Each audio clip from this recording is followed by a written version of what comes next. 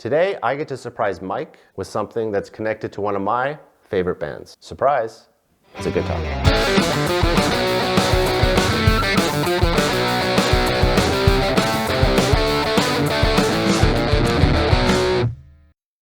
Oh.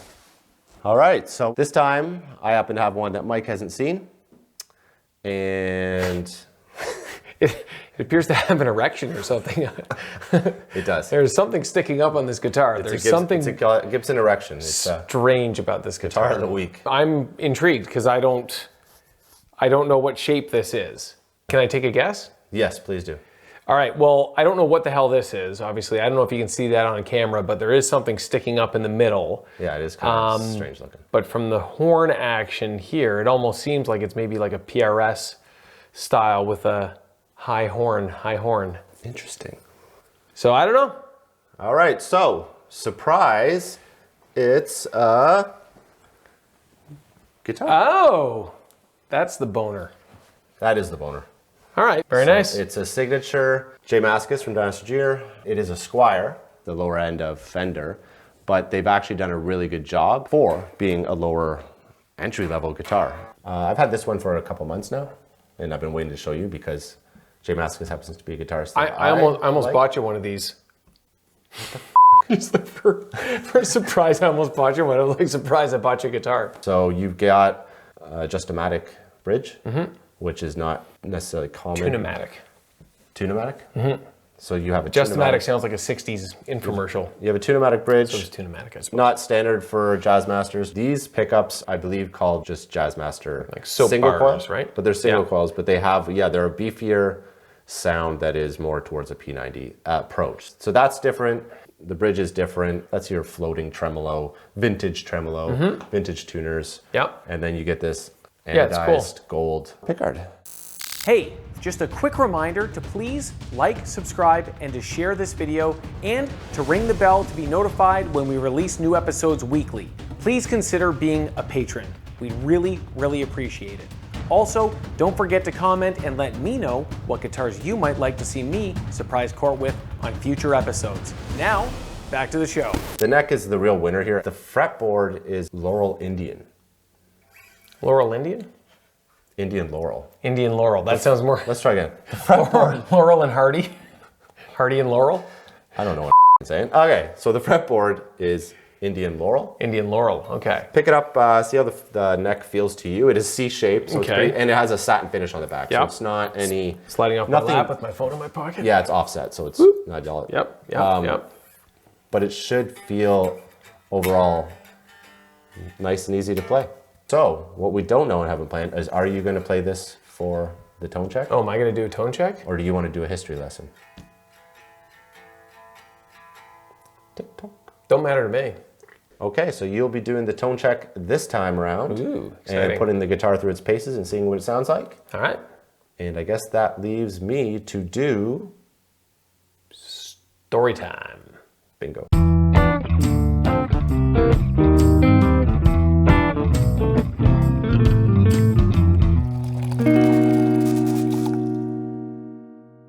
So what is the Jazzmaster all about? Introduced in 1958, the Jazzmaster was initially designed as a higher-end complement to Fender's established Stratocaster and Telecaster.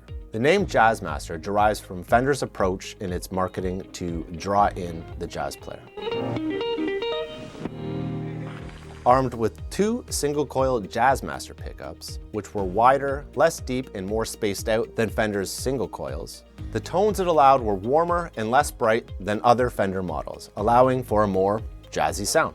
Unfortunately, it failed to catch on with jazz players, so the Jazzmaster had to wait to find popularity until years later when it became de facto with the sound of surf rock bands.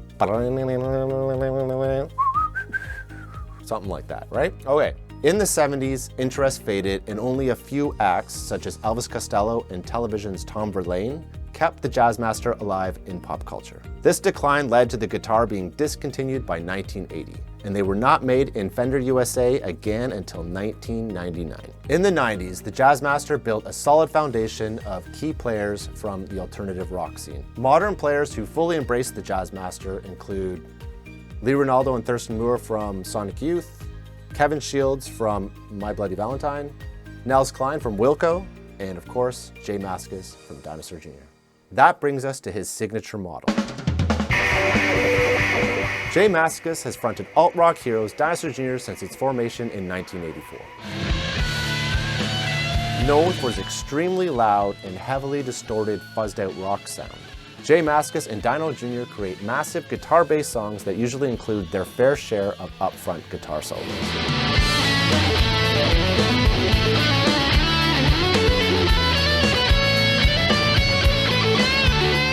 If anything, most girlfriends say, why are there so many f***ing guitar solos? Jay's first guitar was a Jazzmaster. They were cheaper, out of favor, and basically he could afford it. He learned to play on that guitar and got attached to the longer scale length and the tremolo system. That guitar also had a non-traditional bridge. It was a two-nomatic bridge, more often seen on Gibson guitars, which is why this signature model follows suit. The pickups were designed with Jay, and they're closer to a P90 sound and attack. And finally, the neck. And this is where this model really shines beyond its meager Squire status. The satin finished neck delivers a smooth, high-quality feel for the player. In the end, we get a Squire signature model that stacks up extremely well when compared to Fender's more expensive Jazzmasters. So what does this Jazzmaster sound like? There's only one way to find out.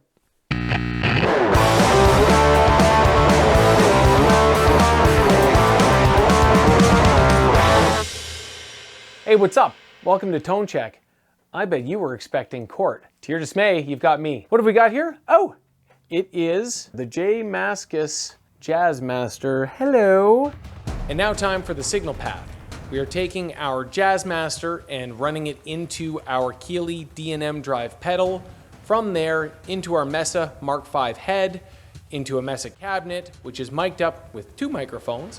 One, the Shure SM57, and the second, a ribbon microphone. And then from there, into our Apollo and into our DAW.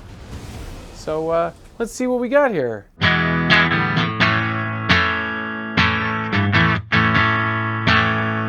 Got a little bit of bite to it. Nice, I like it. Okay, gonna go to the middle position. Okay.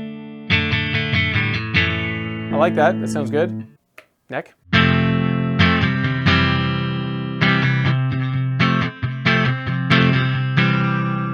That's nice. So what if we go to the bass circuit here? What are we gonna get?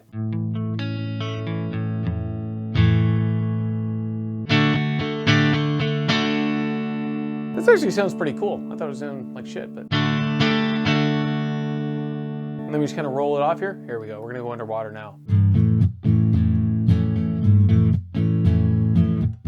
Okay, somewhere in the middle.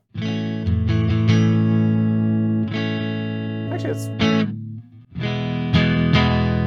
brighter than you think. Cool. Hey, look at the GoPro. Hey there. Hello. What's up? Hopefully it's getting some of the fretboard.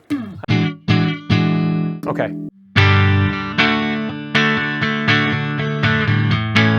That's the neck pickup. That sounds pretty nice. Let's throw on a little boost here.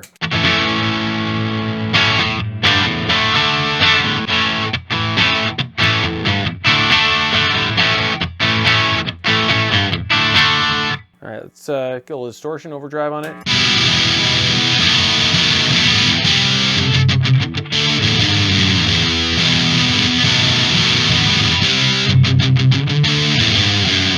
Okay, so what I like about this guitar, the neck. Firstly, it's a satin neck, right? So, I mean, gloss necks, I'm not a fan of. Your hands stick. This is nice satin neck. It's a thinner profile as well. Somebody with smaller hands like me, more easy to get around it.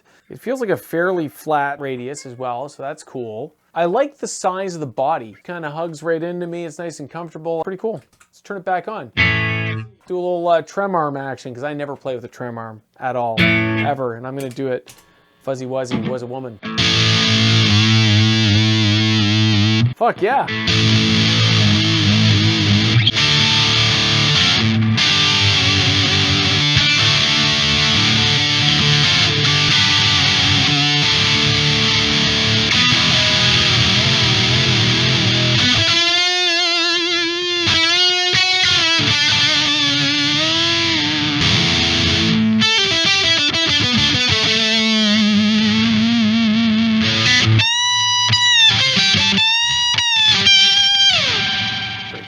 Hey, quick reminder to please like, subscribe, and to share this video. And now, back to tone check.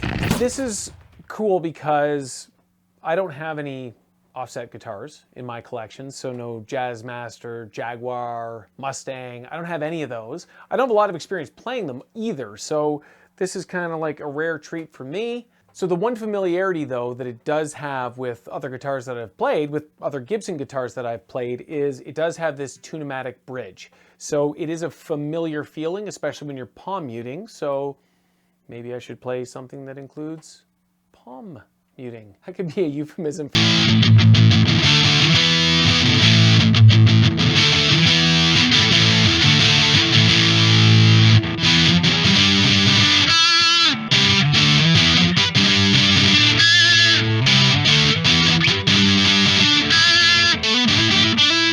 Okay, it's a cool guitar. It sounds really good. And then overdriven, this thing really kind of screams. It sounds pretty friggin' awesome. Cool guitar. Good job, Fender, once again. Look at that pickguard too. Thanks for watching. I'll play you out.